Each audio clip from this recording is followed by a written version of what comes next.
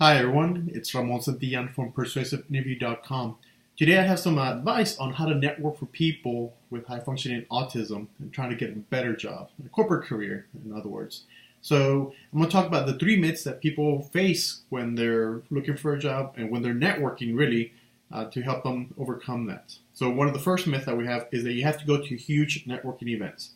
Myself, as an introvert, I really don't like going to big networking events. I just drains my energy and I don't feel like I get anything done. So instead of going to a big, huge networking event, what I do is I focus on the events that I fit my personality better. So what I do is I look for events that are probably like 10, 15 people, maybe 25. But aside from just picking smaller events, I pick up focus. So am I there to make friends? Am I there to meet clients? Am I there to present? What am I really there for? If you just go thinking that you're going to meet people, but you don't really specify in your head who you want to meet or for what reason you want to meet them, it's really going to be hard for you to approach them.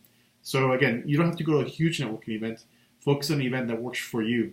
Recently, I recommended to one of my clients that I'm working with who has high functioning autism to go and network. And I said, okay, let's start easy.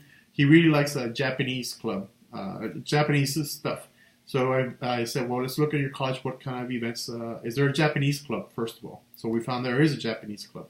So he went to the event, and again, it's a smaller group. It was about 15 people, he said. And the really interesting part that we did is that instead of him showing up kind of cold turkey, not knowing anyone, I said, okay, well, let's do some research on the group and see what they're all about. But before you even go to the event, let's email the president. So that way, at least one person knows who you are. So the president of the Japanese club.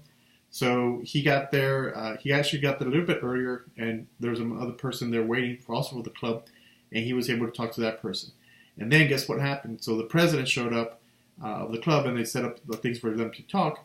And the president came up to me like, "Oh, you must be the guy that sent me the email. Hi, nice to meet you." So he got talking to him too. So now he made two connections at the Japanese club. The important part of going to that event like that was for him to practice his networking skills in an environment that he felt safe. So the meeting was last week. He's actually going to again to this next week's meeting because he felt like he really enjoyed it and he actually made some friends that they share something in common. So another networking myth that people have is that you have to be the life of the party when you go to a networking event. And no, you don't. I have a very close friend of mine who's kind of like a social butterfly. We go to a networking event, and he knows everyone, and he talks. Even if he doesn't know them, he starts talking to them, and he's just really good at that. And everyone is attracted to him like that. I'm not like that. If we were to go to a party, most people start talking to him, and it attracts him. But instead of doing that again, I focus more on what I'm really good at. So I'm really good at going deep into a conversation with someone. So yeah, I'm not the life of the party. I don't want to say, hey, that guy's having a great time, but they will connect with me because I have interesting stories to tell. And I'm also listening. So more than just you telling stories and you talking, you want to ask people about their lives and what they're interested in. So think simple questions like, tell me more about yourself. Where do you work? What are you reading? Questions like that get people really interested in talking to you. And the third networking tip is probably the most useful one. The one probably took me the longest to understand and learn and internalize is that you don't have to have a cheesy pickup line to talk to people when you meet them. A lot of times we keep ourselves from talking to someone because we feel like we have to come up with a perfect line. And we don't. Any event that I go to, I keep it simple and I talk to people and I say, hi, I haven't met you. What's your name? And people tell me their name and we start talking. And then I tell them my name.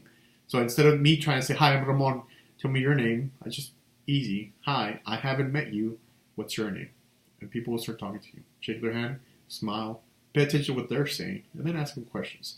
So anyways, those are the top three networking myths for people with high function autism that you can overcome and to build your network. And why is the network important? Because that's how you're going to find your next job.